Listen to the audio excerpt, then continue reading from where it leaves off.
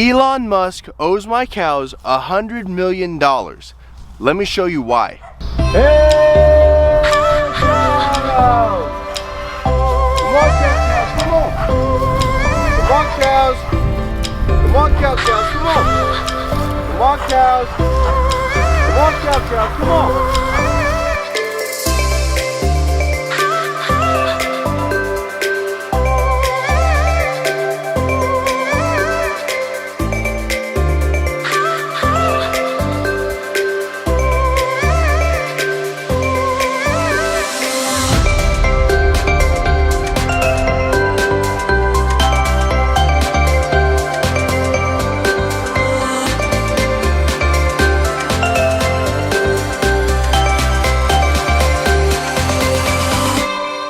You see, yesterday, Elon Musk offered up $100 million to the person that could figure out the best way to sequester carbon out of the atmosphere.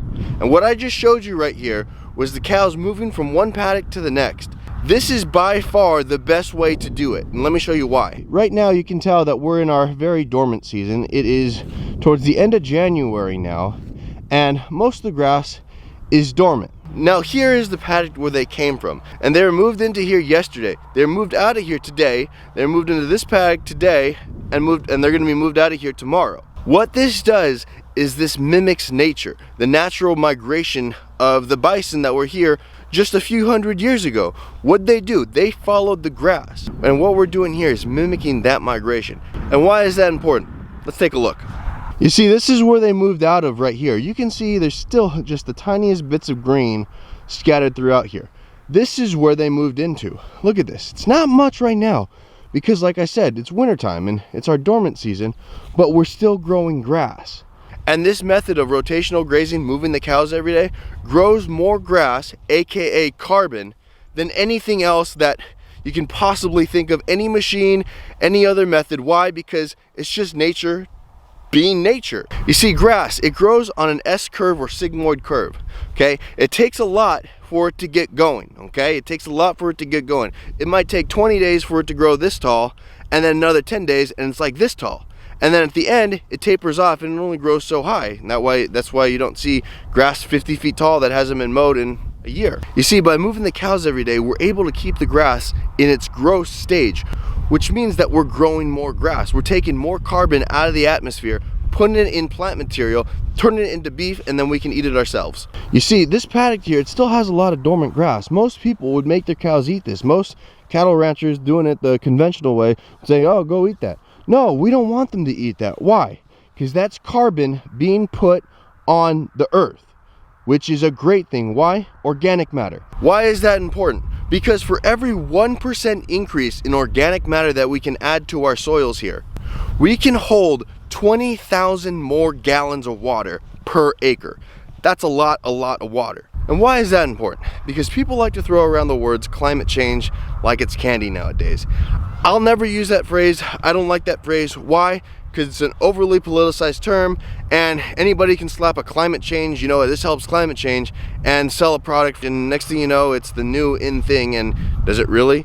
Now, I'm not denying that the climate's changing slightly. Back when we were living in Southern California, and you go back another 10, 12 years, you need an air conditioning. Now, you need an air conditioning. Why? Because it's hot. But the problem with the whole climate change thing is the solutions that are getting pushed to fix this problem.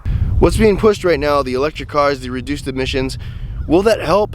Maybe to a degree, but not make a significant change. It's not going to do really much. We're still going to be headed down the same path that we've been on for the last 100 years. Now, I don't care if everybody drove a bicycle to work now. It's not really going to change anything. This right here, what we're doing here on a large scale, absolutely will. You see, the main problem that we're facing today is soil erosion. All across the country, back east, in the Midwest, we've lost feet of topsoil. Feet of topsoil. When the first settlers came here, they used to talk about how they could tie grass over their horse's back. You can't do that anymore. Why is that? Couple reasons. Our native grasses have been grazed out due to overgrazing and just turning the cows out there and not controlling where they are. Secondly, the soils which they grew in are practically gone. Now, if you think about it, look at the Mississippi River. What color is it? Brown. Why is that? Because that's where all of our soil's going. It's going, all All the little rivers, all the little channels are leading our topsoil into the Mississippi River because it's getting plowed, overgrazed, and there's nothing to hold it together, and then it's thrown into the Gulf of Mexico. Now think about this, okay?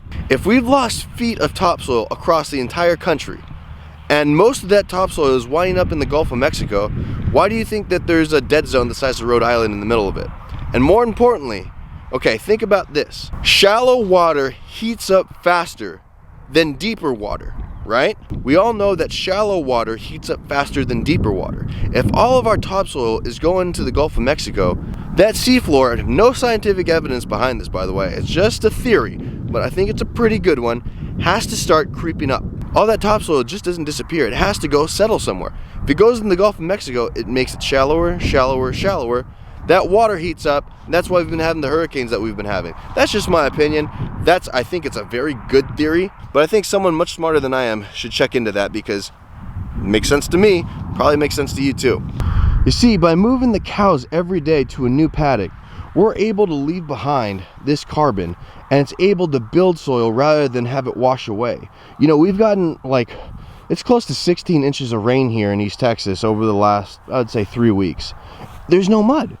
There's no mud anywhere here. Why?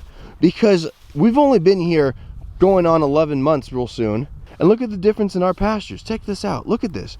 It is just covered. It is just covered. The cows are here now, but this is where they were. It's still covered with carbon. Look at this. I hope it shows up on camera. This is our place. This is our neighbor's place. The cows literally just came off of here. Neighbor's place. I mean, it's significantly taller here, and you can still find green material all throughout this paddock here. Big time in this one, not as much as the spring. Obviously, this stuff would be, you know, 3 feet tall, 4 feet tall. But look out here. I don't want to rag on my neighbor. He's a nice guy and everything, but we just do things differently. Look at this. You see, what he does is he turns his cows out and they just go and eat the grass as it comes up. Now, why is that S-curve here important? Because it takes a lot for that grass to get growing. You see, that green grass that you see in our paddocks, the cows haven't been here for 45 days. That means that in the wintertime, when it's basically not growing at all, it has 45 days to actually grow and express itself. Now, if we were just to turn the cows out here, that grass would grow up to about this tall. Cows would see it, graze it off. Why? Because cows are like kids in a candy store. They're gonna go to town and eat all the candy before they eat their vegetables. And look, you can see we're growing grasses here. I mean, a lot of this broadleaf stuff, but you can see, look, there's grass, a lot more grass, and we even have patches that look like this. This is great, and this is middle of January. In the middle of winter, this is what we're doing. We're still grazing. Now, mind you, we did feed hay in the last couple paddocks, and that was the first time that we had to do that. That's big. We didn't feed hay till the middle of January.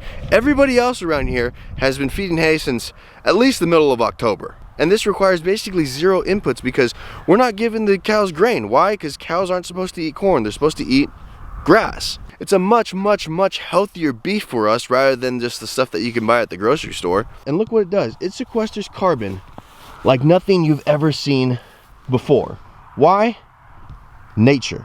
Cows, the way it's supposed to be. And the best part about it, they fertilize the place themselves. That just means the grass in the springtime is just going to grow back faster, more dense, bigger, better diversity of grasses, and just better overall for the cows, the planet, and for us. You see, in our county here in East Texas, the average stocking density per acre for cows is 3 to 4 acres per cow. Right now, we have 30 acres here. We have 13 cows and 2 llamas. We're not even close to being overstocked, as you can see by our grasses. Check it out, and that's always fun to watch. They always fight every day. It's their plaything. Lead cow, our bull. I actually think that we could at least double the amount of cows here and still be okay. And we're only in our first year. This is crazy. This is how you sequester carbon. This is how you take carbon out of the atmosphere. This is how you improve our soils. This is how you stop flooding. And you know what? If you want to call it climate change, call it whatever you want it. This helps stop soil erosion. And how do we move them every day? It's really simple.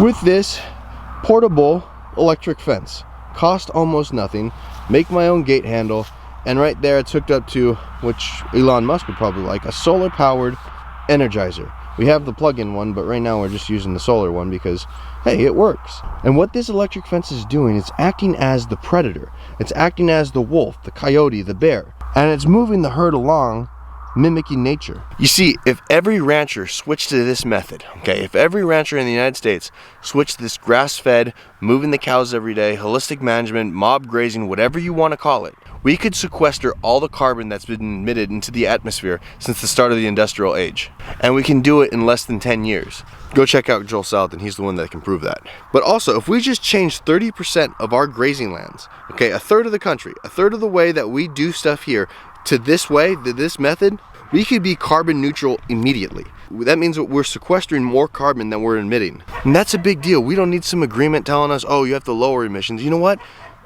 It'd be great if we lowered emissions. I'm the first one to tell you that, hey, I don't want to breathe in all that stuff. When I was living in the city, yeah, I could tell the difference. It's cleaner and fresher out here. But it's more important to be able to capture that carbon and bring it back into the earth. So Elon Musk, if you're really serious about wanting to take carbon out of the atmosphere and doing something very productive with it, let's talk. Let's talk. And our cows here, Tiger back there, will take cash, check, money order, whatever. You should give it to the cows. But in all seriousness, if this ever gets back to you, let's talk. I'd love to work with you. Because coming up here in the next couple of weeks, we're launching something that should help every regenerative farmer there is across the country, probably across the world. So we're launching something really, really big, so stay tuned for that. But sometimes we have to change our way of thinking. Instead of more science, more science, more science, we have to go backwards. And you know what? When were the soils the best? When was the air the best?